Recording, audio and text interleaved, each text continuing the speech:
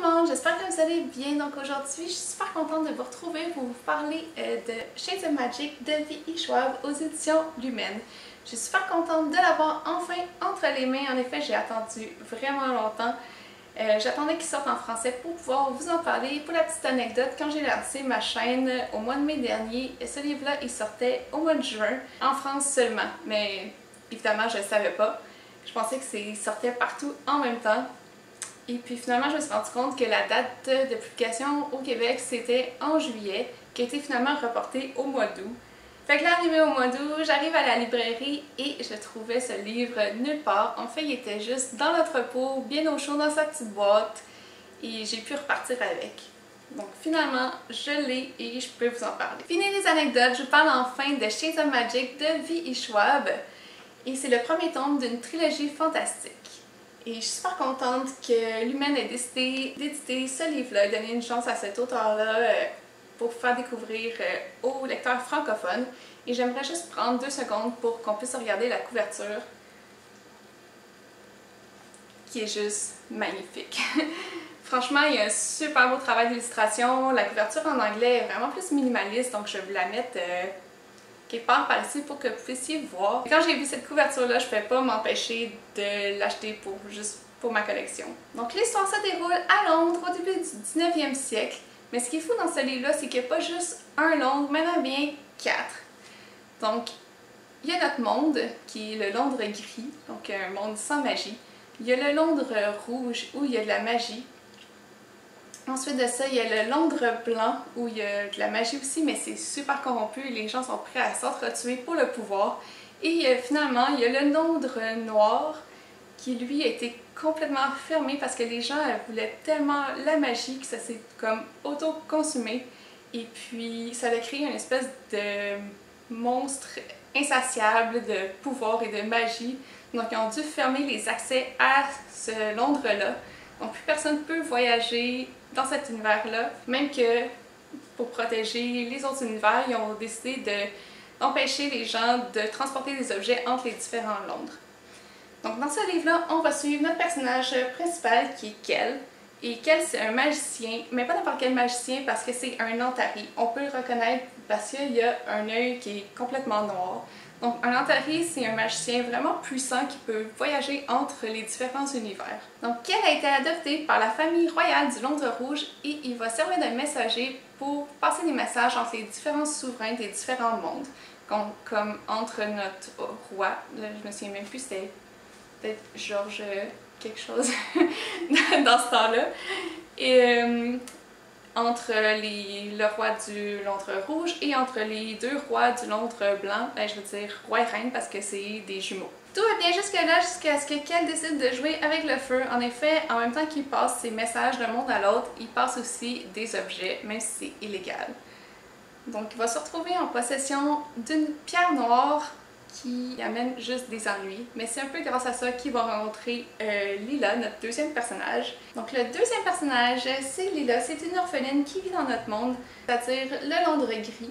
Donc elle, c'est une apprentie pirate et une voleuse. C'est comme ça qu'elle survit et c'est un peu à cause de ça qu'elle va rencontrer Kel. Puis ensemble, ils font vraiment une équipe incroyable. Dans le fond, Victoria Schwab, l'auteur, à mon âge, c'est-à-dire 30 ans. Donc elle a grandi avec Harry Potter et dans ses entrevues, elle dit souvent que si elle avait à placer les personnages de Shades of Magic dans des maisons de Poudlard, qu'elle serait à Poufsouffle et Lila serait à Serpentard. Donc pour tous ceux qui ne savent pas de quoi je parle, ça veut dire que Kel est très loyal, juste et modeste malgré les pouvoirs qu'il a et la place qu'il a dans son monde puisqu'il fait partie de la famille royale. Et Lila est très rusée et ambitieuse. Et les seules règles qu'elle va vouloir suivre seront les siennes. Et c'est un personnage qui est très solitaire et qui agit vraiment spontanément et qui est très provocatrice. En d'autres mots, elle est super badass. Donc ce que j'ai vraiment aimé, c'est vraiment les personnages qui sont en même temps complexes et profonds, mais tellement humains à la fois et c'est tellement facile de pouvoir s'attacher à eux puis les suivre dans leurs aventures. On a vraiment l'impression de les connaître. La même chose pour l'univers, même s'il est super vaste, riche. Franchement, il y a vraiment 4 mondes complètement différents. On se sent vraiment comme si on était là, comme si on connaissait ces endroits-là. Parce que l'auteure, elle va nous montrer ce qui se passe et non genre nous lancer une description super intense. On va voir les univers à travers des yeux des personnages. Donc la ville de Londres est vraiment le point central à chaque univers, même si la ville en elle-même est différente d'un monde à l'autre, ce qui peut causer des fois des problèmes quand on essaie de traverser d'un monde à l'autre, mais ça c'est une autre histoire. Sinon les peuples, les coutumes, les religions, les langues, la politique, la magie, tout est différent dans chaque monde et c'est ça qui rend l'univers tellement riche et tellement juste magique. Donc ce que j'ai aimé aussi, c'est que l'auteur prend vraiment son temps dans le premier tome pour vraiment poser les bases, qu'on puisse apprendre à connaître les personnages, les univers.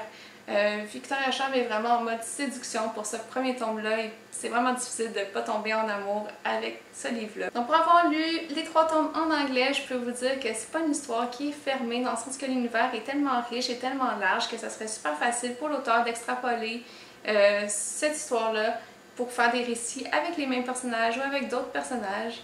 Honnêtement, quand j'ai lu ce livre-là, j'ai eu le même ressenti que quand j'ai lu Harry Potter pour la première fois il y a 15 ans, dans le sens que quand tu le lis, on dirait que tu es chez toi, on dirait que tu connais les personnages, tu connais les lieux, puis tu as juste le goût d'y retourner. Ce qui est fou aussi avec ce livre-là, c'est qu'il est mi-chemin entre les livres jeunesse et les livres adultes, et puis aussi à mi-chemin entre le fantastique et le fantasy pur et dur. Donc si vous êtes habitué de lire des livres un peu plus jeunesse, mais que vous voulez changer puis lire des livres plus adultes, je vous conseille vraiment ce livre-là. Et si vous êtes plus habitué de lire des livres fantastiques et vous voulez vous tourner un peu plus vers la fantasy, je vous conseille aussi ce livre-là parce que c'est vraiment un bon tremplin dans les deux cas. Donc Shades of Magic a été le premier livre de Victoria Schwab qui a été traduit en français et j'espère que ça va continuer parce que l'auteur ne cesse de sortir des bons livres avec des concepts que je me demande tout le temps d'où ça sort parce que je comprends pas comment tu peux avoir une imagination aussi débordante. Mais tant mieux parce qu'à chaque fois c'est super bon. Aussi une bonne chose à savoir, c'est quand vous voyez qu'elle écrit sous son nom V.E. Schwab, c'est ses livres pour adultes, et quand elle écrit sous son nom Victoria Schwab, c'est plus ses livres jeunesse ou adolescents. Comme vous aurez compris, je suis complètement sous le charme de la plume de cet auteur-là. J'espère que je vous aurai donné envie de lire Shades of Magic. Et si vous êtes comme moi, c'est-à-dire vraiment pas patient, je suggère de lire la série en anglais. Par contre, il faut savoir qu'il faut avoir quand même un bon niveau d'anglais, je dirais même intermédiaire à avancé. Donc les tomes, c'est A Darker Shades of Magic, suivi de A Gathering of Shadows, et le dernier, c'est A Conjuring of Light. D'ailleurs, un petit secret, le deuxième tome, c'est mon favori, Pirate et Tournoi de magie. J'en dis pas plus. Donc ça va être tout pour aujourd'hui. Si vous avez lu un des livres que j'ai mentionnés ou si vous aimeriez en lire un, n'hésitez pas à me laisser un commentaire en bas, on va pouvoir continuer la discussion. Je suis aussi sur les réseaux sociaux, alors vous pouvez me suivre sur Facebook, Instagram et Goodreads. N'hésitez pas à mettre un petit pouce, ça fait toujours plaisir, et à vous abonner à ma chaîne si ce n'est pas déjà fait. Donc nous, on se revoit bientôt dans une prochaine vidéo et d'ici là, je vous souhaite de bonnes lectures. Bye!